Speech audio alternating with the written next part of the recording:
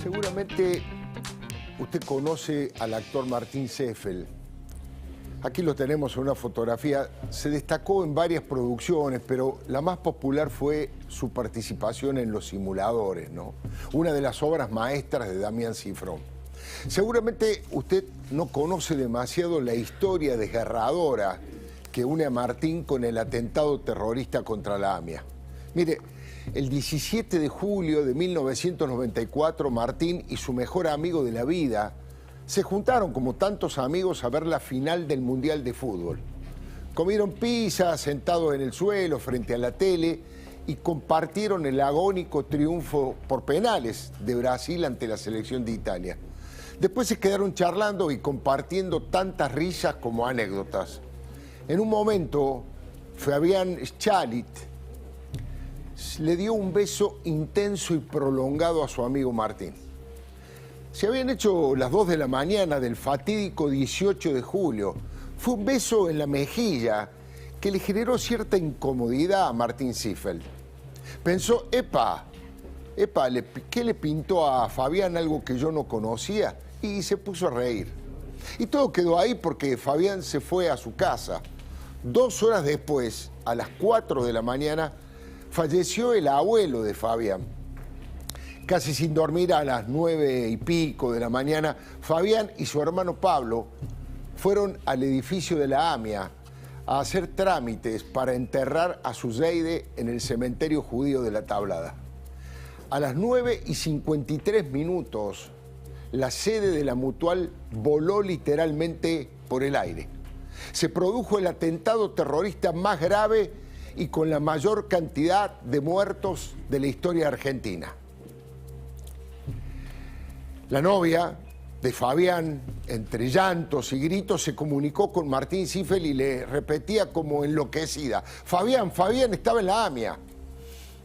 Martín entendió todo de golpe, se le heló la sangre.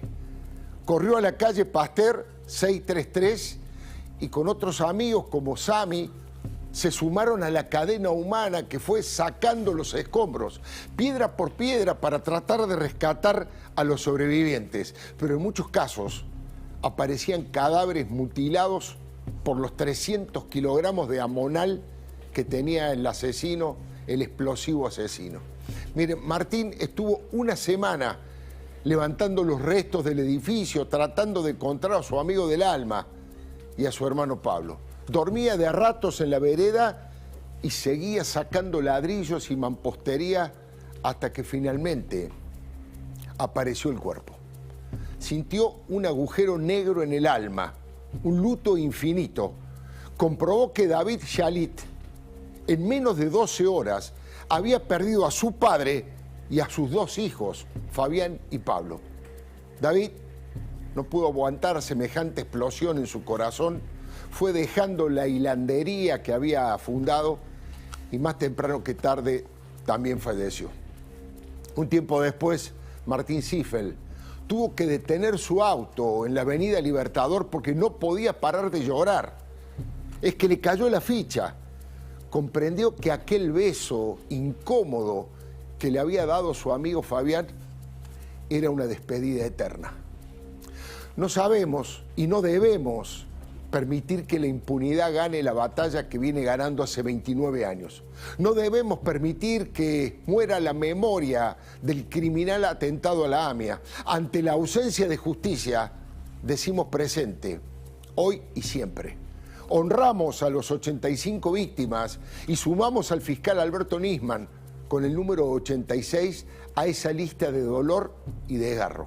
Hace 29 años que el Estado mira para otro lado y este gobierno hipócrita que tiene un presidente que no preside, hablo de Alberto. Alberto pasó de condenar con dureza a Cristina por haber sido la instigadora del tenebroso pacto de encubrimiento con Irán a decir livianamente que fue un intento de destrabar y encontrar una solución. Mire, es difícil encontrar en la historia reciente un giro de 180 grados semejante.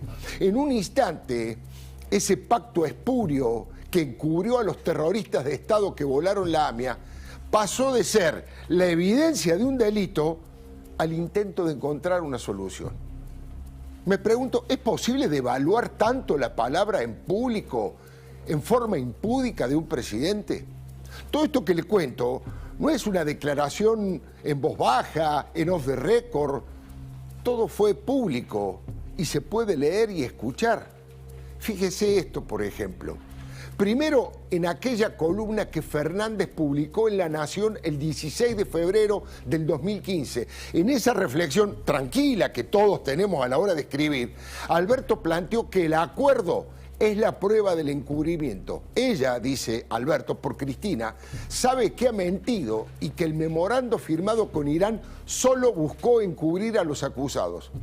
Nada hay que probar. ¿Para qué pactaron ambos gobiernos notificar a Interpol lo acordado si no era para levantar los pedidos de captura librados? Ahora, en TN, frente al colega Nelson Castro, el actual presidente dijo: el encubrimiento ya existe, es el tratado, el pacto es la consumación del encubrimiento y Cristina y Timerman son los ideólogos y los impulsores. En términos penales, dijo Alberto Fernández, en términos penales, Cristina es la instigadora y el canciller el autor directo. Fíjese para que vea que no miento. El encubrimiento ya existe, es el tratado, es el acuerdo, es el pacto. Esa es la consumación del encubrimiento. Insisto, eso no se logra concretar por circunstancias ajenas a la voluntad de la Presidenta y de Timerman, que son los ideólogos y los impulsores. Yo le diría que en un caso estaríamos hablando en términos penales de un instigador, que es la Presidenta, y estaríamos hablando en el otro caso de un autor directo, que es el que firma ese acuerdo.